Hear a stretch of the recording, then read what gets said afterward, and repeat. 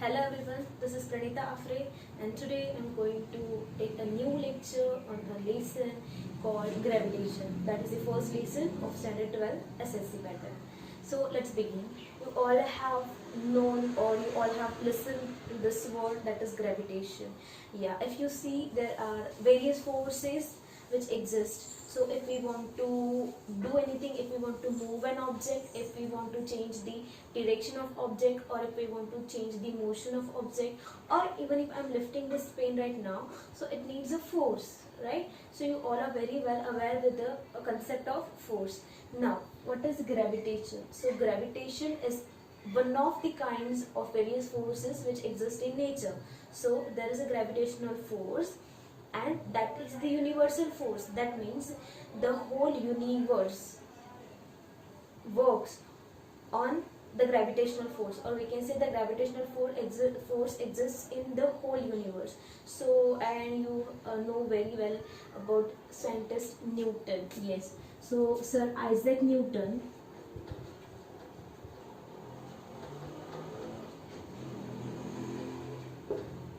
Sir Isaac Newton was a scientist who discovered gravitation, or we can say gravitational force.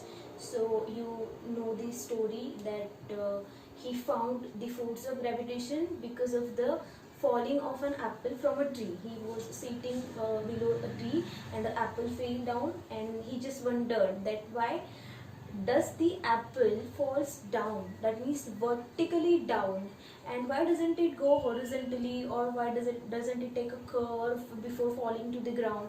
So these many questions led him to formulate the law of gravitational force. That's what we are going to deal with in this lesson. So see, always when you see the apple or anything, literally anything in the on the earth, which is on the earth, when the apple falls down, it falls exactly vertically down the earth. So what Newton observed is that each and every object, whether it is here or here, anywhere, so any object, it is acted upon by the force of gravity towards its center.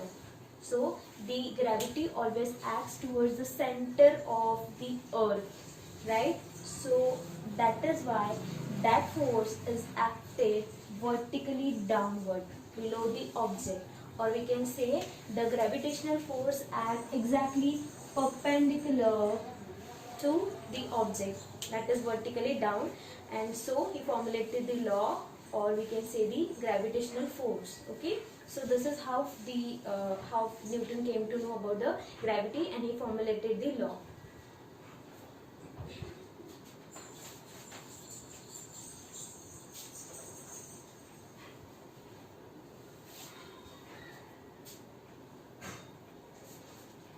Now there is a concept, see, there are various motions like straight motion, or we can have the motion in a circular path. So the motion which is in the circular path or in the circular way, that is called as the circular motion, right? So we'll be dealing with the circular motion now.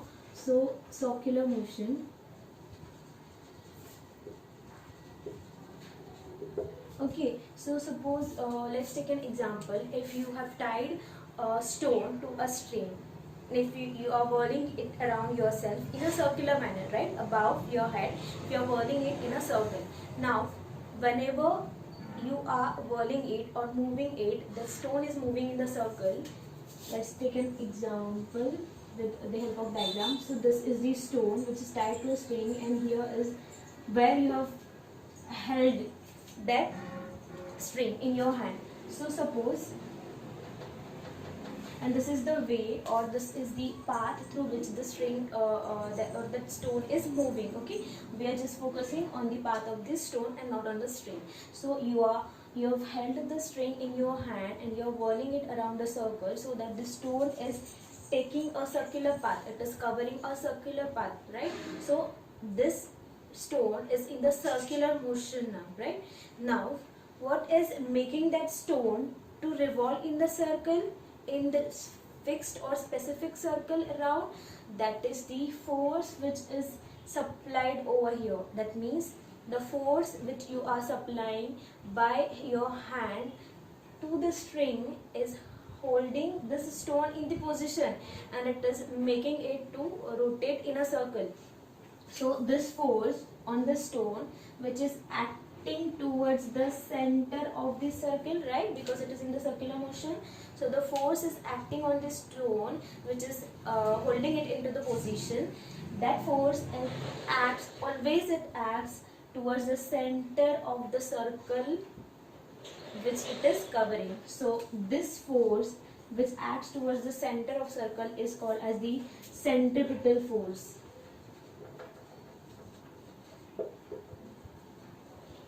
So centripetal force is the force which acts on an object which is moving in a circular manner or which is in the circular motion, and it acts towards the center of the circle always. So the direction of centripetal force is towards the center of the circle. Now you will understand.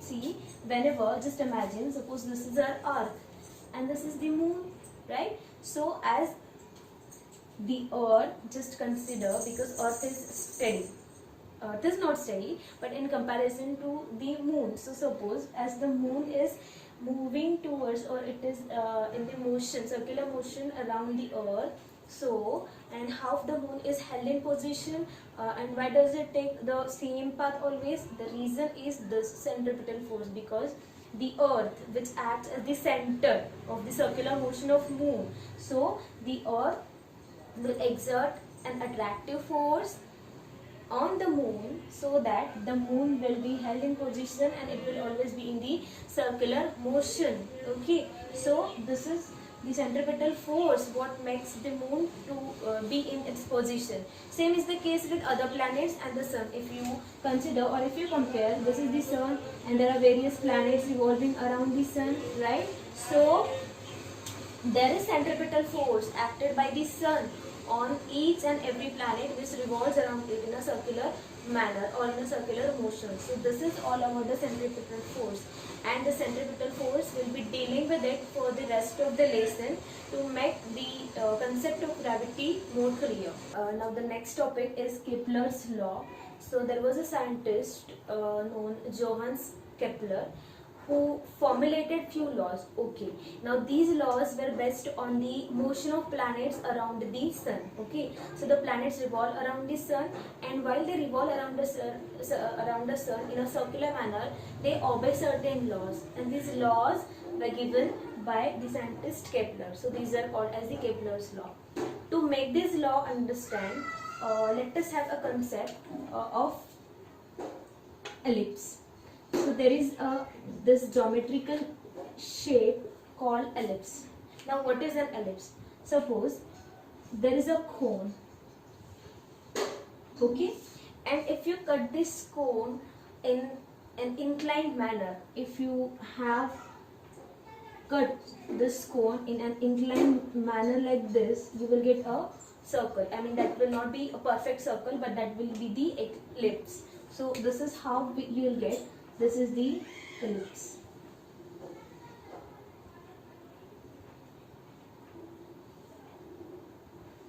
So this is the ellipse. Now you will learn this ellipse in the next standards, but for now few concepts must be known to you to make these laws understood. So see, each ellipse, this is a geometrical shape. It has, let's join the center. Okay, let's join it. So there are two focus. This is focus 1 and this is focus 2. So there are two foci in an ellipse, where if you see, if I consider a point A over here, if I consider another point B over here, if I consider a third point C over here, and if I join these points, point A to both the foci, that is AF1 and AF2, and if I join B to both the foci, and if I join C to both the foci, so you will get such structure. Now see, whenever what is the law of ellipse which is followed always? So see, this distance AF1 and AF2. AF1 plus AF2. If you add the distance of any point and the two foci, then it will be equal always, whether the point lie at any of the point, or whether the point would be anywhere on the periphery of the ellipse. So this, now let's consider for B. So BF1, this will be equal to BF1 plus BF2, and this will be equal to CF1 plus CF2. CF1 plus CF2. So this is about the ellipse, that whenever you add the two lines joining the point at the two foci, so that addition will always be equal for each point taken anywhere on the ellipse. Okay, on the ellipse. So this is how the rules obeyed by the ellipse. Now based on this, there are certain laws. Because why I am considering this ellipse, because you all are aware that all the planets are moving around the sun, and that orbit is not exactly circular, but the orbit is elliptical, right? So all the planets are revolving in elliptical manner around the sun. Now we'll start with the Kepler's laws. Consider this elliptical orbit of any planet, say Earth, where the sun lies here. Yes, the sun lies over here, and name it as S to make it understand. Now, the first law of Kepler, given by Kepler. So the first Kepler's law states that planets revolve around the sun in an elliptical orbit where sun lies at one of the foci, in the place of one of the foci of the ellipse. Let me repeat. The planets revolve around the sun in an elliptical manner or in an elliptical orbit where the sun lies at one of its foci. So if we have considered two foci, this will be foci, this is the first focus, this will be second focus. So sun will be at one of the foci, okay, at one of the places of both. So this is how is the structure, or this is how will be the view of a sun and a planet. So this is the first law of Kepler. Now let us move and have a look at second law. So the second law of Kepler is that the line joining, okay, for that let me draw, let us consider first the planet was here, the planet which we are considering for now. Suppose first it was here, the position was at A. Now the planet will move certain distance and it will come to B. It is rotating in anti-clockwise direction, suppose. Now it will come from A to B. Now if we join, this is the center, if we join these lines to the sun, so of course this will give you the distance of this planet from the sun, right? So that will give you the distance of this planet from the sun. Now based on this, so this is the second law of Kepler, that the line joining the planet and the sun sweeps equal area. It sweeps equal area, or it covers equal area in equal interval of time. Okay, the line joining the planet and the sun, it covers equal area in equal interval of time. To make it clear, this is the first case we have considered. Now suppose here is point C and here will be point D. Okay, yes, now see, if we join this, so this will be the distance of those points from the sun. Now how much area? This much area has been covered, okay, by this line which joins the planet and this. So this much area is covered in some time, suppose T. In same time, this distance will be covered from C to D. If you see this area, if you measure this area and this area, both the areas will be same. So in equal interval of time, they cover same area. This is the Kepler's second law of motion. Okay. Now the third law of the third Kepler's law states that the time period, okay, there is certain time period taken by a planet to have a complete revolution around the sun. So the square of that time period taken by a planet to revolve around the sun is directly proportional to the cube of the average distance of planet from the sun. Okay. Now see this r. R is the, where r is the average distance. Now why average distance? Because the planet is not at the same distance from the sun always, because that is not in circular manner, right? So that is moving, or that is revolving in the elliptical manner. So see, if you can see over here, the distance of the planet from the sun, it changes, right? So we cannot take a fixed distance of the sun and the planet. So an average distance is considered, and that average distance is denoted by r. So based on this, Kepler put forth his third law, that the square of time period taken by a planet to revolve around the sun, to have a complete one revolution, that is directly proportional to the average, to the cube of average distance of the planet from the sun. Now as this is proportionality sign, so we can remove the proportionality sign, so we can write t square by r cube, so that is always constant k. So we are considering this constant as k. So these are the three laws of Kepler. We have reached to the main topic of this lesson, that is Newton's universal law of gravitation. So depending upon the three Kepler's laws and few other known things, Newton could formulate a universal law of gravitation. So according to this law, every object in the universe, if you see, each and every object in the universe attracts every other object in the universe with a force that is directly proportional to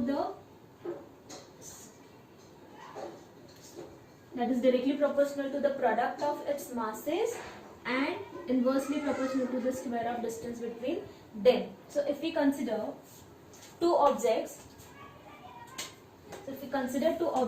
that is, suppose this is object 1 with mass m1 and this is the other object with mass m2. Now these two objects are attracting each other, and that force is directly proportional to the product of both masses and is inversely proportional to the square of distance between them. So suppose this is the distance between them, that is proportional to the square of distance between them. Now we cannot keep this proportionality sign always, so we need to remove that proportionality sign. So, and we will have this equal sign. To remove this, we need to add a constant. So that constant was added, that was G, capital G. M1, M2 divided by D square. So this is the force, or we can say the expression for the Newton's universal law of gravitation. Okay.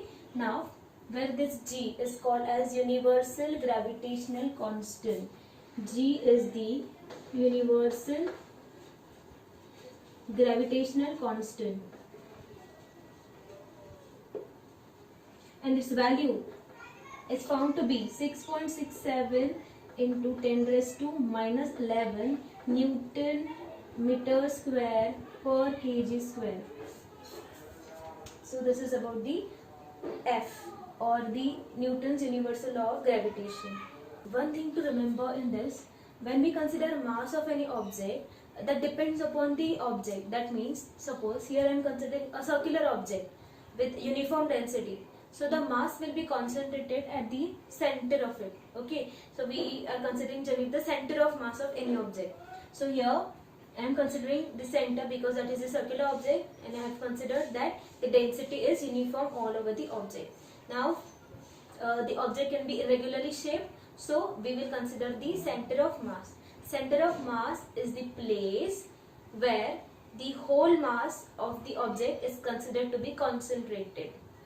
I repeat, center of mass is the point where the whole mass of that object is considered to be concentrated. It can be inside the object or it can be outside the object. Yeah, in some cases it can be outside the object.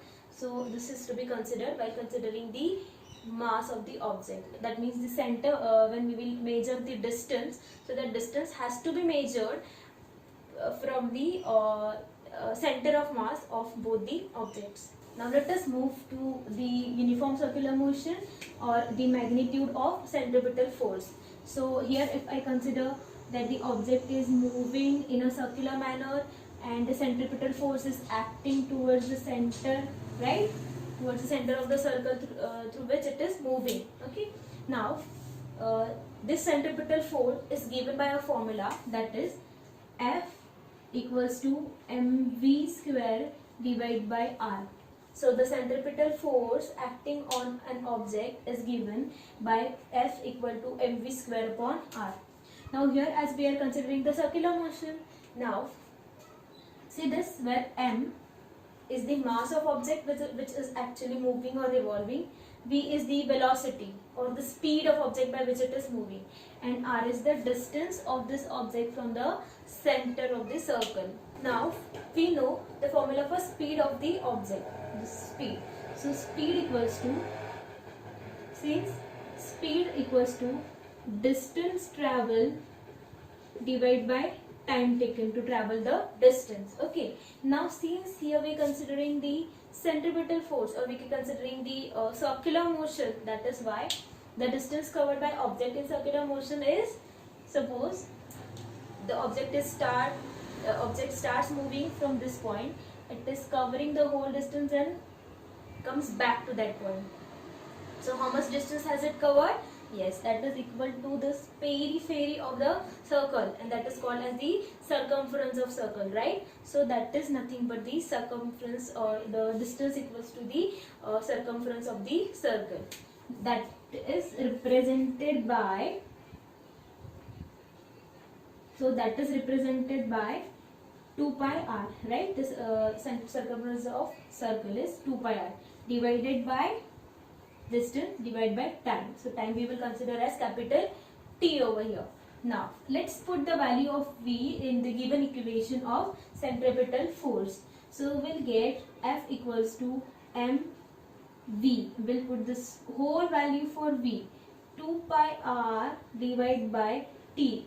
I'll write it in the bracket since I need to give the square to the whole thing, divided by r. Now if we solve this, we'll get F equals to m square of 2 is 4 multiplied by pi square r square divided by square of t, the whole thing divided by this r. Okay. Now see here, this r, one of the r's and this r gets cancelled. So here it remains with F equals to 4m pi square, 4m pi square into r divided by t square. R is cancelled, so we get this. Okay. Now what we will do, we will divide and multiply this equation with r square. We will divide and multiply. If we divide and multiply any equation with the same factor, then the value remains unchanged. So we are dividing both sides with the same factor, that is r square.